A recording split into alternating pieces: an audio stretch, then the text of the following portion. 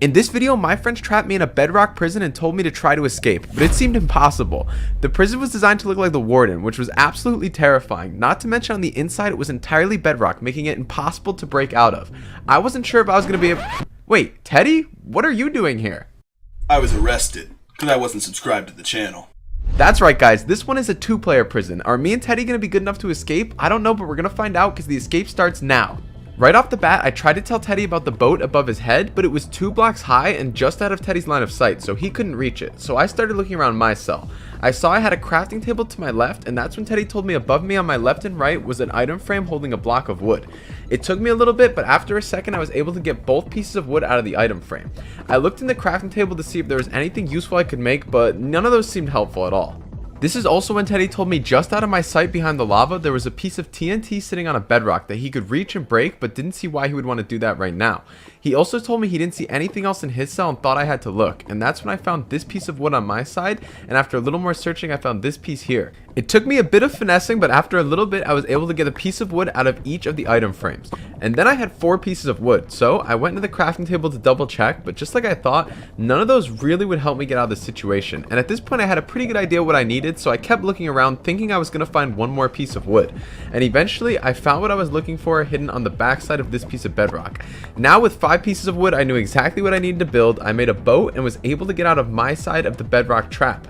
But Teddy was still stuck, and I didn't have anything in my starting room that was going to help him out. So I let him know that I would come back for him 100%, and then I went to my next room to see what there was. But this is where the first really difficult puzzle began, because the next room seemed basically completely useless. Right off the bat I saw there was a netherite door I was going to have to open somehow.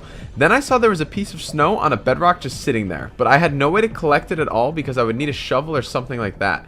Then I saw there was a staircase that I climbed to the top of, but it led to basically nowhere. It was just a 12-block fall that would only hurt me.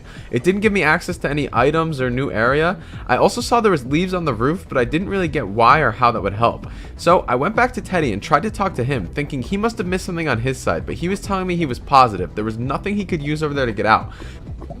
So at this point we were really stumped. I started right clicking in the lava to see if there was a hidden chest or some hidden items, but there was nothing. I had no idea how I was going to free Teddy. I'd only come up with one idea, but for it I needed a snowball, which means I would need a shovel to mine this with, but I had no sticks or blocks. All I had was a boat, and there's no way to get sticks or blocks from a boat anymore since they took that out, right? That's what I thought, but after a bit of testing, this happened.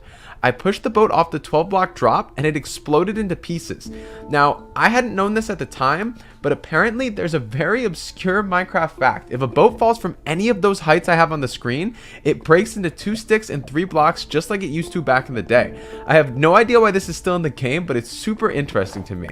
So I went ahead and crafted the shovel so I could get the snowball.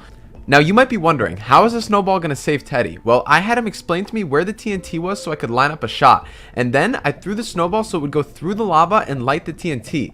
This would blow up the item frame, dropping the boat hopefully on Teddy's head and allowing him to escape.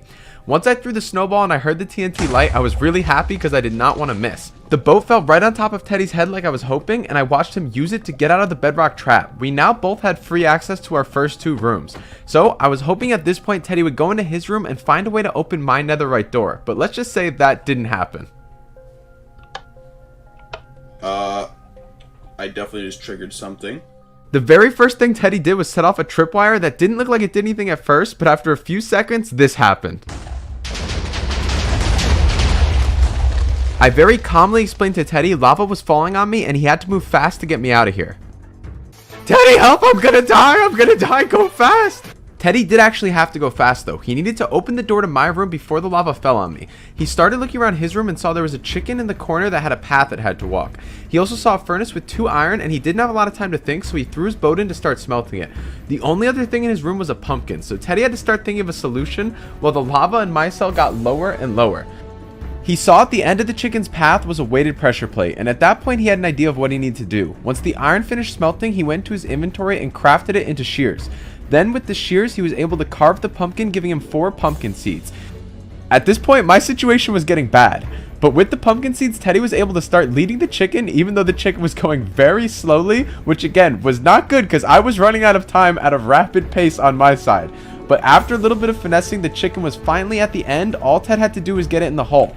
Okay, we go. Got him. He's going.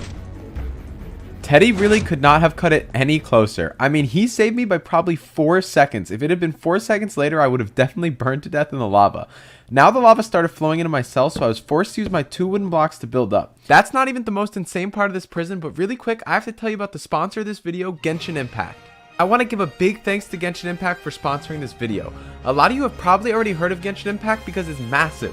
It's an open world action RPG out on iOS, Android, PC, and PlayStation. In Genshin Impact, you're going to go on a magical adventure exploring the continent of Teyvat. And you'll do the exploring by climbing around on buildings, or maybe even swimming through the water, and occasionally flying around on your glider. Genshin has won a ton of awards, and after watching the trailer for this update, it's so obvious why. I mean, visually it's stunning and the story seems really interesting. They're also bringing back a returning character, Kamisato Ayaka. I think she looks really cool. I like the way she fights a ton. They've also added a few new missions to the game that look interesting, Spices from the West and Hues of the Violet Garden. There's also a new challenge mission called Vibro Crystal Research. So yeah, if this game looks interesting to you and you want to check it out, use the link in my description. I would appreciate it a lot. Again, thanks to Genshin. Now let's get back to the video and escaping the Warden Prison. On Teddy's side, he had a sign that said he had to drop basically all his items into a hopper below. I also had something similar on my side. It said I had to drop my shovel into a hopper below. So we both did it even though we didn't want to lose the items, and once my shovel landed in, I heard a piston noise move. The pistons actually ended up opening up an area in front of us that we could drop down into, and with my room behind me totally filled with lava, I wasn't going back. So me and Teddy went ahead and dropped into the new rooms, and right off the bat, there was clearly going to be a ton of new stuff down here. I was separated by Teddy by a bunch of glass windows. Teddy was on his side and I was on my side, and they were similar but a little different. I noticed that weird hole right there and I didn't know what it was for. Then I went over to this villager who happened to be named Subscribe. He had 2 trades, a cooked pork chop for an arrow or a cooked chicken for dirt. I went into this main lava room. On my side, I had a sign that said output and a hopper, but there was absolutely nothing in it. On Teddy's side, he had a sign that said input and a target block and some sort of piston redstone machine. We didn't know what it did. So we went back to exploring each other's sides.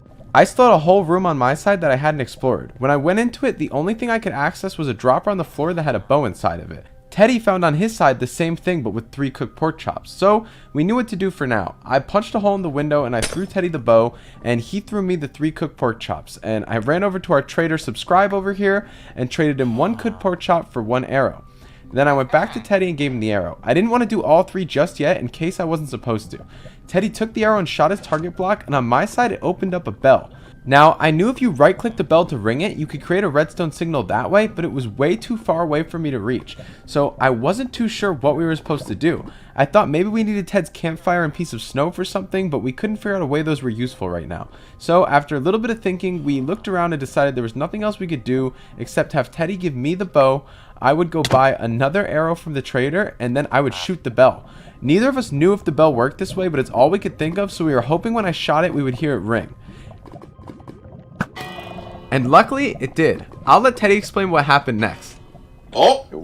A chicken got revealed. Basically, a chicken appeared right below Teddy's input sign on his side. I traded for the final arrow and gave it to Teddy because we were pretty sure we knew what to do. Teddy killed the chicken, and then it made its way from Ted's input side to my output hopper. I picked it up and we had a raw chicken. But this was a problem. For either of us to make progress, we needed a block, and the only way to get a dirt block from this guy was with a cooked chicken. While we were thinking about this problem, we noticed a few other things had changed, like lava was now flowing from the ceiling of my room to the floor, but this didn't really help us because there's no way to use lava to make a raw chicken into a cooked chicken. We also, after a little bit, both realized that there was now water in our side rooms pouring down, so we were able to swim up to the next room. In my next room, there was nothing and I would need a block to advance. But I could access this dropper I'd seen earlier, and inside of it was a stone shovel. Now, on Teddy's side, he went up his water, but he didn't have any items or any dropper to go inside of, and he had the same thing. He needed a block to move forward. So we met in the middle again, but we knew what to do with the stone shovel at least. I gave it to Teddy because he could use it to get a snowball from the snow. We were at a spot again where we were stuck. We didn't have any way to make progress. We knew we needed to get a cooked chicken so we could trade it for the dirt, but after everything we just did, all we ended up with was this snowball. Now, how could you use this snowball to get a cooked chicken? Well, I've already shown you the answer. Earlier, we lit the TNT because throwing a snowball through lava makes it on fire, and it works just like a flame arrow. So, Teddy gave me the snowball, and just like we did with the TNT at the start, I threw it through this lava source into the campfire, and just like a flame arrow would, it lit the campfire on fire. And now, I actually didn't know why this helped us, but Teddy did. He told me to give him the raw chicken, and he showed me a feature I didn't even know was in the game. I guess you can come up to campfires like this and lay the food on the side of it, and eventually it'll cook like that. So Teddy was able to get us a cooked chicken, and then he gave it back to me. I went over to our trader Subscribe and traded him for 1 piece of dirt. Now with this dirt, I was able to go forward into my next room and see what was beyond the jump. I went up the water and went into the next room. When I made the jump, I wasn't sure what I was going to see. The only thing I saw inside this room was a dropper in the wall. I opened the dropper and saw it had 2 nether quartz, 2 prismarine shards, and 2 clay balls. Other than that, there was another block I was going to need to jump up, so for now I went back. I broke the dirt block and gave it to Teddy so he could go ahead and check his rooms, and he actually had an identical room when he got up there. The only difference was his had 3 nether quartz inside of it when mine only had 2 nether quartz. So we went ahead and met back in the middle. Now, there's something that all 3 of these materials have in common, and we knew it right away. Do you guys know what I'm talking about? Basically, all of these can be used to make solid blocks, so we were pretty sure we knew what to do. I let Teddy keep 2 of them, and he gave me enough to make the clay block. Now we each had 2 blocks, meaning we could get to the end of our hallways. Once we did that, we saw there was another drop to a whole new room.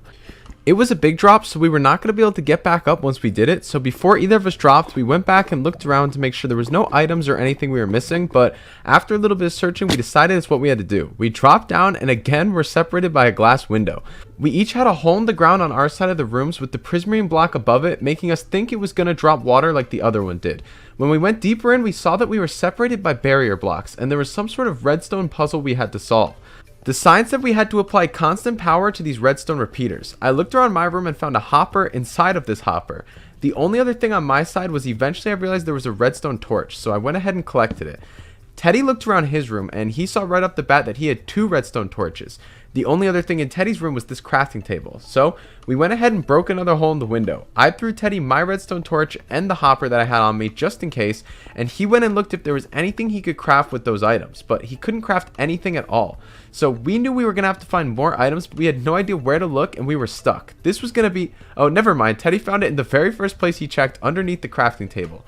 Now he had 3 more stone.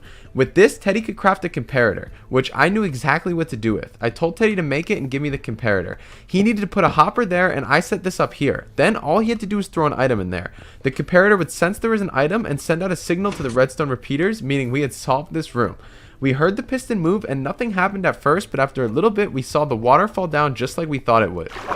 We started swimming up the water, and at this point in the prison, we came face to face with by far the coolest room in the entire prison. I turned to my right to see an entire chessboard on the wall. Teddy had something very similar on his wall, except it was all target blocks with a matching grid system. Now, we got very lucky we ended up the rooms we ended up in because I know how to play chess and Teddy doesn't. Now, I'm not going to explain to you guys how chess works, but basically the move they have to play is bishop f5 and they'll win the game. So f5, that's the square we need to know, and that's the square Teddy has to shoot right there. But we have one problem. To get an arrow, you need a cooked pork chop, and we're out of arrows and have no pork chops, so we both started looking around our rooms. Inside my room, I didn't see anything at first, and Teddy started looking around his, and he was also having no luck. But after a little bit of searching in the corner of my room, I found what we were looking for, a final raw pork chop. Now with the pork chop, we were able to make our escape. I gave Teddy the pork chop, and he went and destroyed the crafting table. With the crafting table, he was able to place it so he could land on it and get back into the other room. Then he cooked up the pork chop. He took the cooked pork chop and ran all the way back to me and gave me the table and the pork chop. I did the same crafting table trick and went back and traded him for one final arrow, and then gave him a punch goodbye. I gave Teddy the arrow, and then we each went into our rooms. Teddy shot the block he needed to. When he did this, we heard a piston. All of a sudden, water started flowing into both of our rooms. Teddy swam up his, and I swam up mine. And that's when we got to see each other for the first time. At the top of this, our rooms combined into one, and I got to say hi to Teddy. There was a black staircase that we started walking up, and when we got to the top of it, we turned a corner only to see a boat and an item frame and a really big drop. This was the final thing we had to do. I popped the boat out, placed it down, and me and Teddy got in it together. And then we rode to freedom. The Warden Prison has officially been defeated.